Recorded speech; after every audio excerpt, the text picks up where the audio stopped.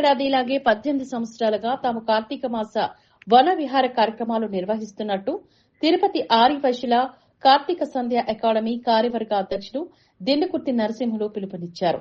Tirupati press club లో ఆదివారం media ముందు ఆ కమిటీ సభ్యులు శ్రీనివాసులు, సురేష్, శ్యామ్ సుందర్, మధుసూదన్ రావు, పామిడి రామ్మూర్తి, పాసం రామ్మూర్తిలతో కలిసి నరసింహులు మాట్లాడారు.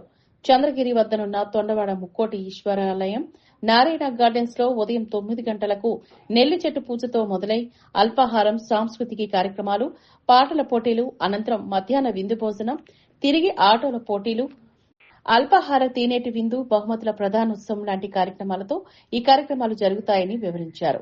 స్పెషల్ లక్కీ డ్రా తీసి 2 జంటలకు అన్నవరం యాత్రను కల్పిస్తున్నట్లు, అలాగే బంగారు నాణ్యాన్ని కూడా లక్కీ డిప్ ద్వారా ఒకరికి అందిస్తున్నట్లుగా తెలిపారు. వివరాలకు 9848246321 కి సంప్రదించాలని కోరారు. ఈ నెల 24వ తారీఖు ఆదివారం రోజు తొండవాడ, ప్రతి సంవత్సరం మేము తొండవాడ ఎందుకు చూస్ చేసుకున్నామంటే అక్కడ శివాలయం ఉంది. ఈ కార్తీక మాసం అంటే శివకేశవులకి చాలా ప్రీతికరమైన మాసం. అలాగే శివ ఆరాధన చాలా ప్రాశస్యం కలిగింది కాబట్టి నెల్లి చెట్టు పూజ, ఈ కార్యక్రమం అంతా కూడా తొండవాడలో గత 18 సంవత్సరాల పైన కార్యక్రమాలు నిర్వహిస్తున్నాం. ఈ సంవత్సరం కూడా అందులో భాగంగా నవంబర్ 24 ఆదివారం రోజు ఉదయం 8 గంటల నుంచి సాయంత్రం 5 గంటల వరకు ఆర్యవైశ్యులందరి చేత ఒక కలయికతో ఈ వనభోజన కార్యక్రమాన్ని నిర్వహిస్తున్నాం. ఈ కార్యక్రమానికి తిరుపతిలో ఉన్నటువంటి ఆర్యవైశ్యులందరినీ కూడా సాదరంగా మేము ఆహ్వానం పలుకుతున్నాం.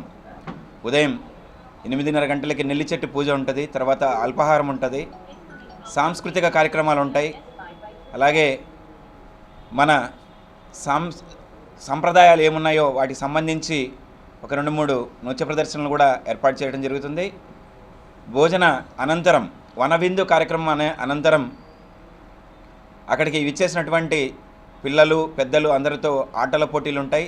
చివరగా బహుమతి ప్రదానం అనేది ఉంటుంది. ఇందులో ముఖ్యంగా అక్కడ ఉన్నటువంటి వాళ్ళకి చివరిలో లక్కీ డిప్ ద్వారా బంగారు నాణ్యము ఉచితంగా ఇవ్వడం జరుగుతుంది. అలాగే అక్కడ ఉన్నటువంటి 2 జంటలకి అన్నవరం రాను పోను ఉచితంగా సంస్థ ఏర్పాటు చేయడం కూడా జరుగుతుంది. ఈ కార్యక్రమాలన్నీ కూడా ప్రతి ఆర్యవైశ్యులు కూడా ఉపయోగించుకోవాల్సిందిగా, అందరూ కూడా పాల్గొనవలసిందిగా సకుటుంబ సమేత సపరివార సమేతంగా కూడా ఆహ్వానిస్తున్నాం.